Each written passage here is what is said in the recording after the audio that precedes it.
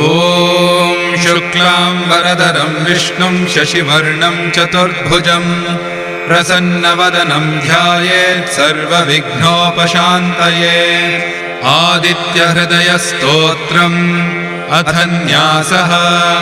ॐ अस्य श्री आदित्यस्तोत्रमहामन्त्रस्य अगस्त्यो भगवान् ऋषिः अनुष्टुप्-छन्दः। आदित्यहृदयभूतो भगवान् ब्रह्मदेवता निरस्ताशेषविघ्नतया ब्रह्मविद्यासिद्धौ सर्वत्र जयसिद्धौ जपे विनियोगः। ध्यानम् प्रत्नस्य विष्णोरूपं च सत्यर्चस्य च ब्रह्मणः अमृतस्य च मृत्योश्च सूर्यमात्मानमीमहिम्। अथ आदित्यहृदयम्। श्रीगुरुभ्यो